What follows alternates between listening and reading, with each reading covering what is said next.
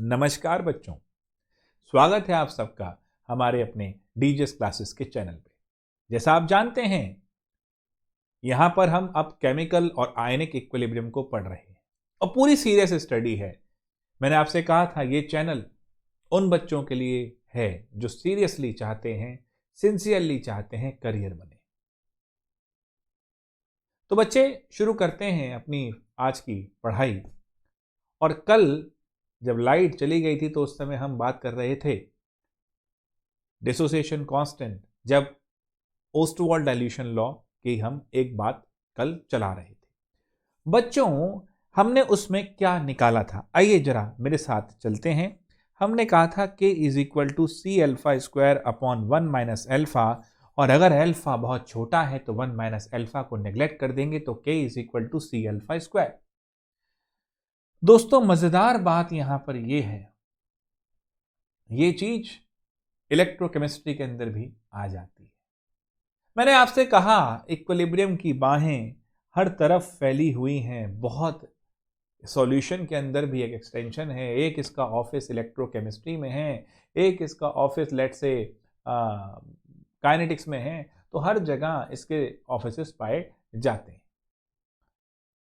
मजेदार बात यह है बच्चों, इलेक्ट्रोकेमिस्ट्री में कहाँ इसको यूज करते हो, याद है खोलरॉश-शंकल का कंडक्टिविटी एट इनफाइनाइट डाइल्यूशन? अगर नहीं भी याद है तो घबराएं नहीं, हम फिजिकल केमिस्ट्री तो ले ही रहे हैं। मैंने आपसे कहा था ना, ये हफ्ता इक्विलिब्रियम के लिए है, और इक्विलिब्रियम जब करोगे तो मेरे साथ बाकी भी फिजिकल केमिस्ट्री के चैप्टर करोगे। बच्चों, आज ऑर्गेनिक का वीडियो की यही बहुत लेट हो गया है, और अब ये 11:30 से ऊपर का वक्त है, तो ऑर्गेनिक का कल ही दूंगा। आज बिकॉज फिजिकल क्लासेस भी स्टार्ट हो गई हैं, तो वो भी 2 दिन अब वीक में है, तो कल का टाइम थोड़ा ज़्यादा होगा, तो मैं उसमें ज़रूर आपको ऑर्गेनिक का भी दूंगा। आज पूरा ध्यान इस लेक्चर पे देना, थोड़ा इसमें चीज़ें डिटेल में चलेंगी। मैं आपसे ये कह रहा था कि भाई इलेक्ट्रोकेमिस्ट्री के अंदर भी लिंक होता है। इलेक्ट्रोकेमिस्ट्री में अल्फा निकालने के लिए आप क्या करते थे, molar conductivity at any instant and molar conductivity eight infinite dilution, ये अल्फा होता है।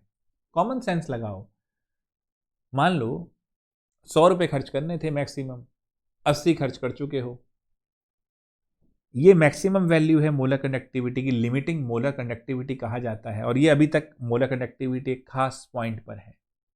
80 खर्च कर चुके हो, 100 मैक्सिमम खर्च कर सकते थे, तो ये जो चीज आपकी आई, इसी को तो अल्फा कह दोगे कि अभी इस एक्सटेंट तक डिसोसिएट हो गया, इतनी मोलर कंडक्टिविटी आई है, इतनी मैक्सिमम आ सकती है। मैक्सिमम तब आएगी जब पूरा डाइल्यूशन कर दोगे तो वो लिमिट में आ जाएगी।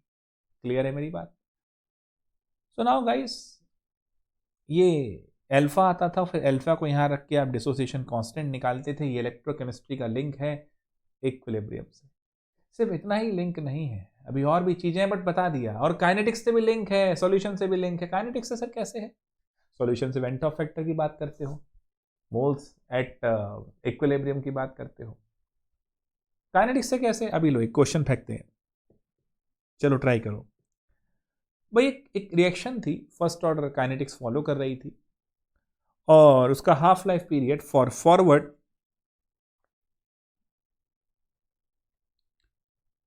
टी हाफ जो है उसका वो 100 सेकेंड है, फॉर बैकवर्ड टी हाफ जो है वो 50 सेकेंड है। केसी निकालिए। कैसे निकालोगे बच्चों केसी? कल वाले लेक्चर में मैंने आपको बताया था KC will be KF upon KB। याद है कल वाला लेक्चर?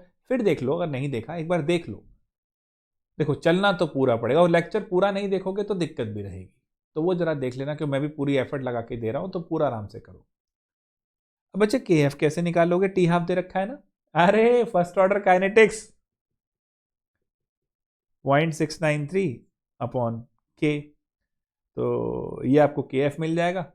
यहां पर ये ले लेना टाइम, फॉरवर्ड के लिए ये है, बैकवर्ड के लिए लेंगे तो KB मिल जाएगा, दोनों को यहां रखेंगे KC मिल जाएगा। कितना आसान सवाल है, बट इस तरह भी पूछ लेता है वो। खैर, सवालों के दौर तो हम करते ही चले जाएंगे, उसकी तो कोई दिक्कत है नहीं, लेकिन फिलहाल वो कंसेप्चुअली अपने आप को आज केमिकल इक्विलिब्रियम निपटाना बहुत जरूरी है। कल हमने देखा था कि जब केसी दे रखा हो तो केपी कैसे आएगा, जब केसी ना दे रखा हो तो केपी कैसे आएगा। बच्चों, केमिकल इक्विलिब्रियम में सबसे जो इंपॉर्टेंट चीज कंपटीशन हमारे जेई में पूछी जाएगी वो है ली शटेलियर प्रिंसिपल।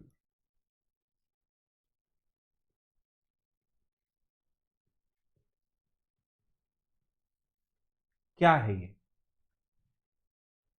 अगर इक्विलिब्रियम में कोई भी चेंज लाओगे तो इक्विलिब्रियम उस डायरेक्शन में शिफ्ट करेगा जिसकी वजह से उसका वो इफेक्ट खत्म हो जाए। If there is any change in equilibrium condition, the equilibrium will shift in a direction to nullify that effect. बड़े ध्यान से समझना, क्योंकि रिएक्शन के अंदर फेवरेबल और अनफेवरेबल कंडीशन को समझाने के लिए ली शटेलियर प्रिंसिपल ही चाहिए होता है। आप क्या क्या चीजों में बदलाव कर सकते हो, ये भी तो एक बड़ा इशू है भाई। सबसे पहले इफेक्ट ऑफ कंसंट्रेशन।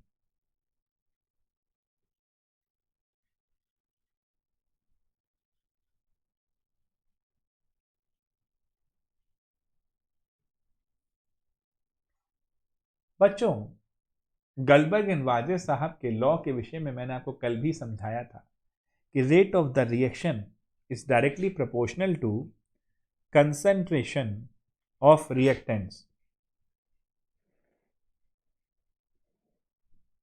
ठीक है, जरा समझिएगा।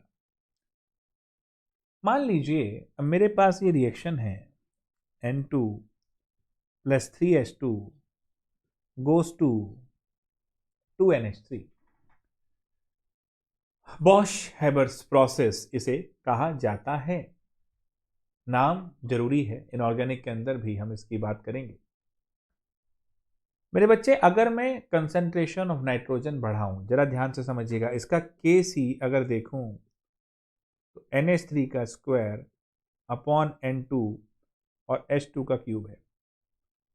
अब देखो, बड़ा मजेदार है, किसी भी रिएक्शन का जो Kc होता है वो concentration of product upon concentration of reactant होता है। सीधी सी बात है, आपने कंसंट्रेशन ऑफ रिएक्टेंट बढ़ाई, परंतु ये चाहता है कि ये कांस्टेंट रहे मेरे भाई, तो क्या करूंगा? कोई टेंशन नहीं है। अगर कंसंट्रेशन ऑफ रिएक्टेंट बढ़ाओगे तो रिएक्शन फॉरवर्ड में शिफ्ट होना शुरू हो जाएगी।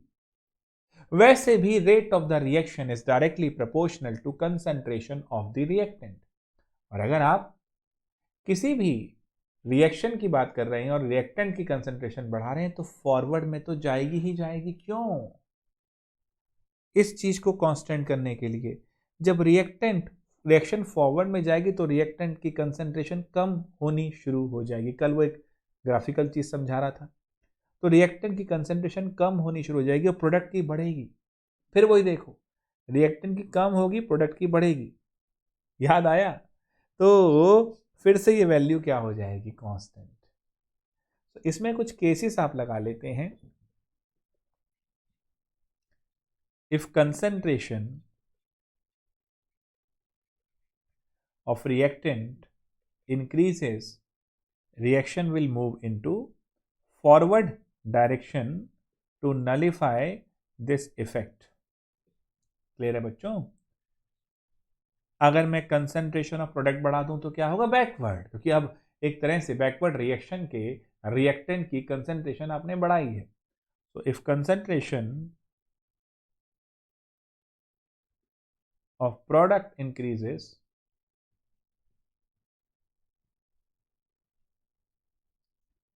Backward direction. डन है गुरु? अब आगे बढ़ते हैं। अगर मैं रिएक्टेंट को रिमूव करूं, अगर मैं रिएक्टेंट को रिमूव करूं, देखो क्या करूं, इसे कम करना शुरू करूं। जब मैं इसको बढ़ा रहा था तो ये फॉरवर्ड जा रही थी, इसे कम कर रहा हूं, इसको रिमूव कर रहा हूं, इसकी कंसंट्रेशन कम कर रहा हूं, लेकिन कम कर रहा हूं तो क्या होगा? प्रोडक्ट रिएक्टिविटी की तरफ बढ़ेंगे, ज्यादा रिएक्ट करेंगे ताकि रिएक्शन फिर से इक्विलिब्रियम में आ जाए, यानी reaction will move into the backward direction. मेरी बात समझ में आई? जब मैं रिएक्टेंट बढ़ा रहा था तो रिएक्शन इक्विलिब्रियम फॉरवर्ड डायरेक्शन में शिफ्ट हो रहा था। जब मैं रिएक्टेंट कम कर रहा हूं तो बैकवर्ड।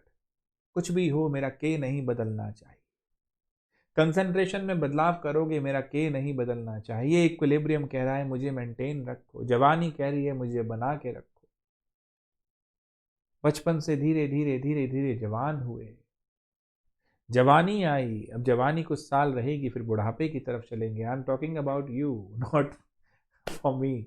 सो गाइस, यहां पर इशू क्या है? हम फिर वो बाल काले करो, बालों में मेहंदी लगाओ, ठीक है, ओले लगाओ, कुछ और क्रीम लगाओ, जस्ट टू मेंटेन दिस जवानी। अगर आपके इक्विलिब्रियम में कोई चेंज आता है तो आप भी उसको मेंटेन करना चाहते हैं अपने इक्विलिब्रियम को, तो आप अपनी रिएक्शन को शिफ्ट करते हैं। ऐसे ही अगर किसी इक्विलिब्रियम कंडीशन में चेंज करते हो तो वो अपने आप को शिफ्ट करता है इन ए डायरेक्शन कि वो इफेक्ट खत्म हो जाए। कितना आसान है दोस्तों। तो चीजें बहुत मुश्किल नहीं है, पढ़ाई आसान है, लेकिन अपने आप को तैयार करना मुश्किल है। काम करना कठिन नहीं है, अपने आप को तैयार करना कठिन है। जैसे सर्दी में रजाई से निकलना कठिन है, मुश्किल है, वैसे ही अपने ख्याली पुलावों के आराम से बाहर निकलना बहुत मुश्किल है। कितना आसान है ये चीज कि अगर कंसंट्रेशन ऑफ रिएक्टेंट बढ़ाई तो रिएक्शन फॉरवर्ड जाएगी मेरे दोस्त, कंसंट्रेशन ऑफ प्रोडक्ट बढ़ाई तो रिएक्शन बैकवर्ड आएगी। Removal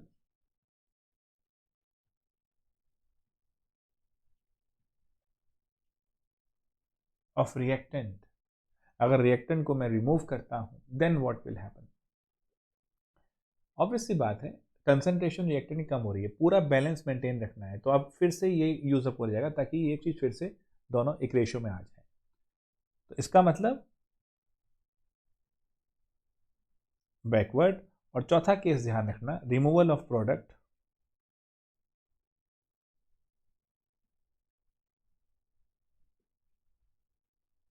forward. इसीलिए बच्चों, जब हम कहते थे ना ऑर्गेनिक में एक चीज, तो देखो यहां लिंक करेंगे, कमाल की चीज लिंक करेंगे, चीजें इसी तरीके से चलेंगी तभी मजा आएगा दोस्तों। अगर लिंक नहीं कर पाओगे तो कुछ हासिल भी नहीं कर पाओगे। लिंक क्यों जरूरी है? जो अपने सारे पढ़ाने के प्रोसेस में मैं चीजों को लिंक करता हूं, वो इसलिए जरूरी है। मान लीजिए मुझे क्लोरीनेशन ऑफ मीथेन देखना है, ऑर्गेनिक का टॉपिक है लेकिन इक्विलिब्रियम से समझा जा सकता है। सनलाइट डालनी अत्यंत आवश्यक है, अदरवाइज क्लोरीन अपने आप को फ्री रेडिकल की फॉर्म में लेके नहीं जाएगा। रिकॉर्डिंग हमारी ठीक चल रही है? बिल्कुल सही। मेरे दोस्त यहां बनेगा CH3Cl। बैठे रहना, पढ़ते रहना, भागना नहीं। जरूरी है, कुछ हासिल करना है तो बैठे रहो। हम भी तो बैठे हैं समझाने के लिए, करो फिर।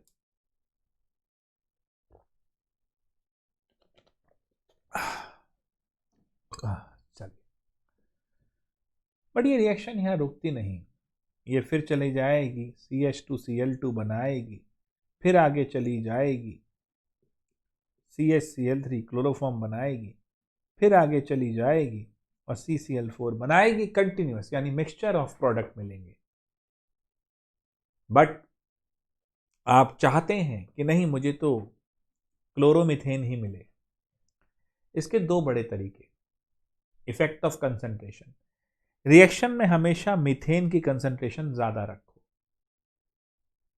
देखो बेटा, बहुत जरूरी है, मीथेन की कंसंट्रेशन आप ज्यादा रखेंगे तो क्लोरीन को ज्यादा मात्रा में हमेशा मीथेन दिखेंगे, तो वो उन्हीं से रिएक्ट करेगा। संगति का असर। आपकी जिंदगी में अगर पॉजिटिव लोग होंगे, आपको पॉजिटिव बताएंगे, खैर जरूरी यह है कि आप भी समझदार हो। होता नहीं तो क्या, अरे उपदेश दे रहा है, छोड़, यूट्यूब पे गाने देखते हैं, मैनू lehenga. I am not against these songs, I am not against anything, but पहले अपने लक्ष्य को तो निर्धारित करो दोस्तों। CH4 अगर ज़्यादा मात्रा में होगा तो Cl2 को वही दिखेगा, वो उसी पे अटैक करेगा। और जैसे ही CH3Cl मिले, इसको रिमूव करना शुरू करो। पहली बात, फर्दर रिएक्शन के लिए अवेलेबल नहीं होगा तो मिक्सचर नहीं मिलेगा। दूसरी बात, प्रोडक्ट निकालोगे तो रिएक्शन फॉरवर्ड में तेजी से जाएगी, और ये ज़्यादा होगा तो भी रिएक्शन फॉरवर्ड में तेजी से जाएगी, यानी आप इस रिएक्शन को कंट्रोल कर पा रहे हैं मेरे दोस्त। तो this is regulation of chlorination of methane. This is one of the factor in regulating chlorination of methane. इस तरह की सोच लाओ दोस्तों। जहां जहां मेरा वीडियो पहुंच रहा है, आप चाहो तो इसको शेयर कर सकते हैं कि और जगह पहुंचे। लक्ष्य हमारा बच्चों एक ही है। इस हिंदुस्तान में लोगों की सोच अब आगे बढ़े, और वो सोच तुम्हारी सोच से आगे बढ़ेगी। सोचना शुरू करो, कोई बाउंड्री मत रखो। ये क्लोरीनेशन ऑफ मीथेन हमारे इस वाले कॉन्सेप्ट से समझ में आता हुआ। अगला देखते हैं बच्चों, इफेक्ट ऑफ प्रेशर।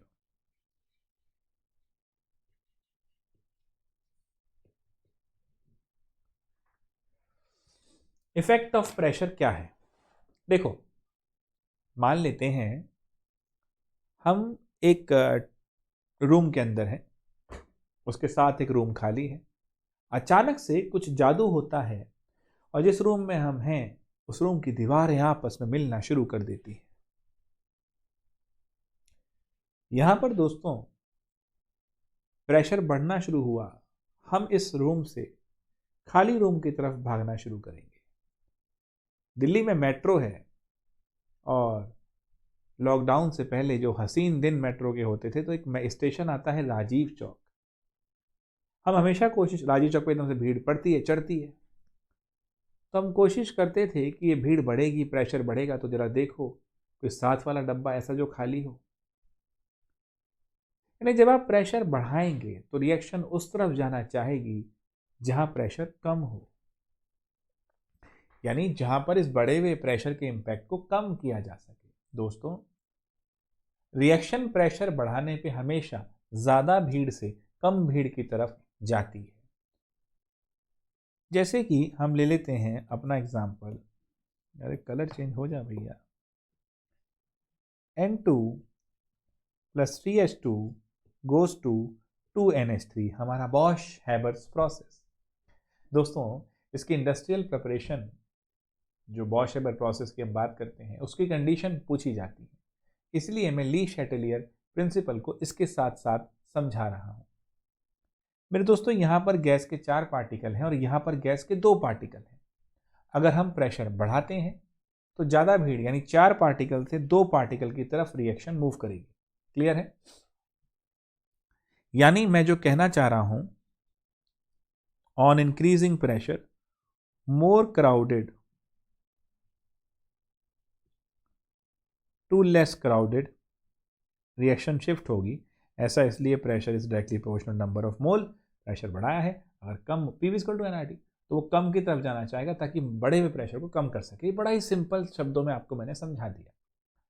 तो एक तरह से बॉश हैबर प्रोसेस की फेवरेबल कंडीशन अगर चाहिए, फेवरेबल यानी जहां पर अमोनिया आराम से बन जाए, तो नंबर 1, कंसंट्रेशन ऑफ रिएक्टेंट को बढ़ाओ, यानी ज्यादा कंसंट्रेशन ऑफ नाइट्रोजन, ज्यादा कंसंट्रेशन ऑफ हाइड्रोजन, ये ले लो। सेकंड, प्रेशर बढ़ाओ, तभी फॉरवर्ड में जाएगी। सो ये यहां पर 4 मोल, देखो ना बेटा, यहां पर 1 मोल, यहां पर 3 मोल, 4 मोल, यहां पर 2 मोल, 4 मोल से 2 मोल की तरफ जा रही है। चलिए, दिस इज योर प्रेशर का इंपैक्ट। और लो प्रेशर पे लेस क्राउडेड से मोर क्राउडेड।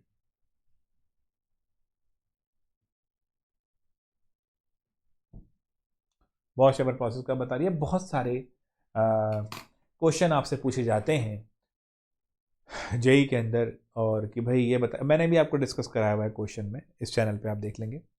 तो उसमें ये भी है कि भाई किसमें कोई इंपैक्ट नहीं है, जहाँ पर डेल्टा Ng 0 हो, यानी प्रोडक्ट के भी गैशियस मॉलिक्यूल्स जो मोल हैं और रिएक्टेंट के भी जो मोल हैं वो बराबर हों। गैस वाले, खाली गैस वाले देखना बच्चों। देखो, आपके पास मॉडल सिस्टम ही गैस का है, काइनेटिक थ्योरी ऑफ गैसेस आपके पास गैसेस की है, आइडियल गैस इक्वेशन आपके पास गैसेस की है। इस तरह से हम सॉलिड को नहीं प्रॉपरली समझा पाते हैं, और लिक्विड तो बहुत ही मुश्किल है हमारे लिए समझाना। अभी तक नहीं समझा पाए, मुश्किल है मतलब ऐसा कोई प्रॉपर मॉडल सिस्टम नहीं देख पाए हैं आपके लेवल पे, ठीक है। तो ज़्यादा जज्बाती होने की जरूरत नहीं है, बड़ा सिंपल है जी। Effect of temperature. टेम्परेचर को समझाने के लिए मैं हमेशा से एक एग्जांपल देता रहा हूं इफेक्ट ऑफ टेम्परेचर समझाने के लिए।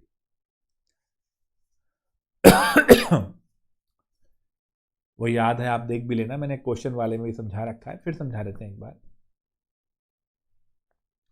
मान लीजिए आपने क्लासेस आप देख ही रहे हैं, संडे को टेस्ट भी है। अब टेस्ट हुआ, मान लो मेरी पास ज़्यादा बड़ी टीम आ जाए तो मैं टेस्ट कंडक्ट भी अच्छा करा रहा हूँ, आप तक रिजल्ट पहुँच रहा है। तो मैंने टेस्ट कंडक्ट कराया, गलती से आपने नंबर दे रखा था अपने पापा का, टेस्ट हुआ, रिजल्ट पहुँच गया पापा के नंबर पे, वो गुस्से में थे, किसी बात में ऑफिस में कोई बात हो रही थी तो वो गुस्से में थे। अचानक से आपका रिजल्ट पहुँच गया। अब इक्विलिब्रियम सर ने तो पढ़ाया, मैंने लेक्चर 2-4 मिनट देखा और मैं शांति से बैठ गया, बस सर जी बढ़िया, लेकिन पढ़ाई पूरी नहीं करी, क्वेश्चन उस हिसाब से नहीं करे, नंबर नहीं आए। पापा के फ़ोन नंबर पे आपका रिजल्ट पहुंच गया, पापा ऑफिस में गुस्से में थे और गुस्से में आ गए। अब वो घर की तरफ चले, घर की तरफ चले, रास्ते में बिना वजह का एक जाम लगा हुआ था, पापा का गुस्सा और बढ़ गया। क्या ये आपके लिए फेवरेबल है? नहीं।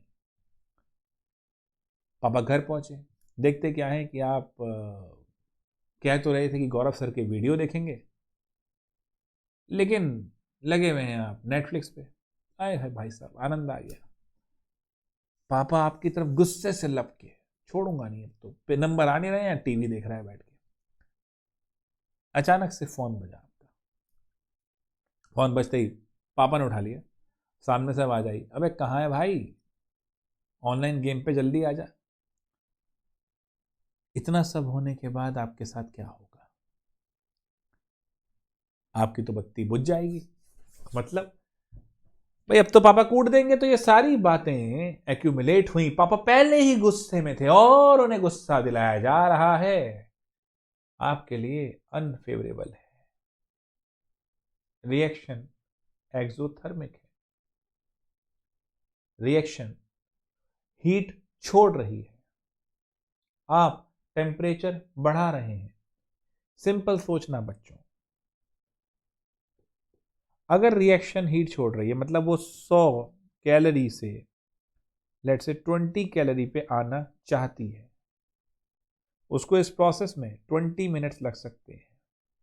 आपने टेम्परेचर चेंज करना शुरू कर दिया, टेम्परेचर बढ़ाना शुरू कर दिया, और हम जानते हैं हीट जो है वो T2 - T1, वो हीट पहले ही छोड़ रही है और आप उसमें और हीट डालते जा रहे हो।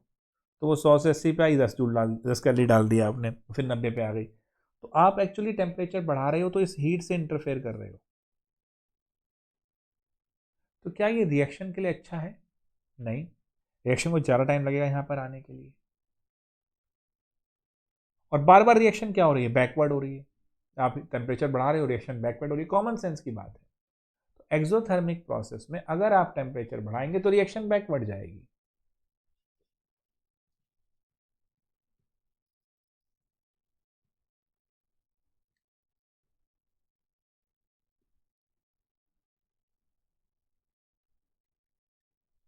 डन। एंडो में ठीक है, एंडो में ऊपर चढ़ना चाह रहा है वो, और आप उसको हीट देंगे तो वो जल्दी पहुंचेगा, फेवरेबल है। तो फॉरवर्ड,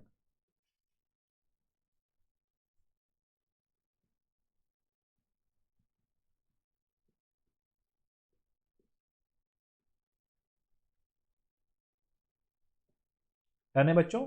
इफेक्ट ऑफ टेम्परेचर पल्ले पड़ गया, कोई दिक्कत? अब आ जाओ effect of addition of inert gas.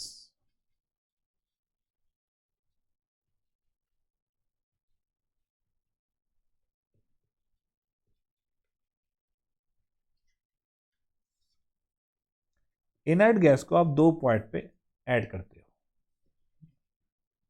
Number 1 at constant pressure, number 2 at constant volume. बच्चे अगर आप कांस्टेंट प्रेशर पे ऐड करते हो तो क्या होता है? देखो, पार्शियल प्रेशर होता है मोल फ्रैक्शन इनटू में टोटल प्रेशर। ये मैं आपको समझा चुका हूं अपने वीडियो में लास्ट वीक डिटेल में। अब आपने इनर्ट गैस ऐड करी, आपने टोटल प्रेशर कांस्टेंट रखा है क्योंकि कहानी है एट कांस्टेंट प्रेशर। बट अब जो हमारी गैसेस हैं उसका मोल फ्रैक्शन कम हो जाएगा। सर ये आपने क्या बोला, मोल फ्रैक्शन कम क्यों हो जाएगा? मेरे भाई आपने इनर्ट गैस ऐड करी है। तो भाईजान जब इनर्ट गैस ऐड करी है तो बड़ा सिंपल कॉन्सेप्ट है कि वो नीचे वाले जो मोल थे, डिनोमिनेटर के जो मोल थे, उनको बढ़ा दिया है। रामू में और हर्ष चॉकलेट खा रहे थे, जीनियस गैलेक्सी आ गए, चॉकलेट लेकर नहीं आए। अब पहले 3 लोग अपनी अपनी चॉकलेट लेके आए थे, खा रहे थे, मस्त एक एक मिल रही थी। अब जीनियस गैलेक्सी भी आ गए, तो अब 3 चॉकलेट 4 में बटेंगी, तो अब हमें कम मिलेंगी। पहले जो गैसेस थी उस गैस के मोल अपॉन टोटल मोल आप कर रहे थे और इनटू टोटल प्रेशर कर रहे थे। अब डिनोमिनेटर में इस इनर्ट गैस का मोल भी ऐड हो जाएगा, तो मोल फ्रैक्शन तो मेरा कम हो गया और टोटल प्रेशर मेरा फिक्स है, तो मेरा पार्शियल प्रेशर क्या हो जाएगा? कम हो जाएगा। क्योंकि मोल फ्रैक्शन कम हो गया ना भाई, Na upon Na plus Nb था, अब उसमें इनर्ट गैस का भी ऐड हो गया। ऊपर तो आया नहीं, नीचे ऐड हो गया टोटल में, और टोटल प्रेशर को बढ़ने नहीं दिया आपने, कांस्टेंट रखा है। तो क्या होगा? पार्शियल प्रेशर कम हो जाएगा। पार्शियल प्रेशर जब कम हो जाएगा तो मेरा ओवरऑल प्रेशर भी कम हो जाएगा। तो इफेक्टिवली ये कंडीशन हो गई क्या? ये वाली लो प्रेशर वाली रिएक्शन एक तरह से लो प्रेशर कंडीशन में आ जाएगी। तो रिएक्शन कहाँ मूव करेगी? लेस से मोर। क्लियर मेरी बात? और जब एट कांस्टेंट वॉल्यूम डालेंगे तब क्या होगा? वैसे तब पार्शियल प्रेशर की अगर बात करता हूं तो मोल फ्रैक्शन तो कम हुआ डेफिनेटली, बट आपका अब टोटल प्रेशर कांस्टेंट नहीं किया आपने। अब कोई गैस आएगी तो कुछ प्रेशर भी तो लेकर आएगी, तो जितना उसने मोल फ्रैक्शन में कम किया है उतना ही प्रेशर में ऐड किया है। जितना उसने मोल फ्रैक्शन में कम किया है उतना ही प्रेशर में ऐड किया है, जिसकी वजह से नेट इफेक्ट 0। तो at constant volume they will be no effect. So this is my Lee Chatelier principle in detail along with this. ठीक है दोस्तों, अब इस पे कुछ सवाल बनते हैं। मैंने आपसे पहले भी कहा था फर्स्ट 30 एनसीईआरटी के सवाल आपने करने हैं और मैंने भी डिस्कस करने हैं आपसे। तो सबसे पहले कल मैं वो फर्स्ट 30 क्वेश्चन डिस्कस कर लूँगा। आज आप ये सारा एक बार रिवाइज कर लीजिए। उसके बाद कल हम थोड़ा सा लंबा टाइम देंगे, थोड़ा टाइम है मेरे पास शाम का कल, तो कल हम लेके चलेंगे एक तो वो 30 क्वेश्चन, उसके बाद एसिड बेस कॉन्सेप्ट, बहुत ध्यान से देखना, how to calculate pH scale का इंट्रोडक्शन कल होने वाला है साइड बाय साइड। फिर कल हम लेने वाले हैं इसके ऊपर कॉमन आयन इफेक्ट के ऊपर बात, और फिर क्वेश्चन। कल वेडनेसडे है, परसों रहेगा सॉल्ट हाइड्रोलिसिस और बफर सॉल्यूशन की बात थर्सडे को, और उसके ऊपर क्वेश्चन। फ्राइडे को सॉलिबिलिटी प्रोडक्ट और क्वेश्चन, सैटरडे और क्वेश्चन। तो फ्राइडे सैटरडे भी क्वेश्चन हैं, इसमें भी क्वेश्चन है, एनसीईआरटी क्वेश्चन हैं, लास्ट ईयर 19 के और 20 के जेईई मेन क्वेश्चन प्रेडोमिनेटली हैं। संडे इन्हीं का आपका टेस्ट लेंगे। आई होप जो ली शैटेलियर समझाया है वो क्लियर है। किस रिएक्शन में प्रेशर बढ़ाने से क्या होगा, किस में टेम्परेचर का क्या कॉन्सेप्ट है, ये अच्छे से क्लियर है। ठीक है, ये थोड़ा सा करो एसिड बेस कॉन्सेप्ट को लेके, और इसके क्वेश्चंस को लेके हम कल मिलते हैं। ठीक है दोस्तों, चलो तब तक के लिए टेक केयर। सॉरी आज भी थोड़ा लेट हो गया, बट होपफुली कल ठीक रहेगा मामला। मैं ज़्यादा लेट नहीं कर रहा, वीडियो अपलोड भी करना है मुझे। ठीक है बच्चों, टेक केयर।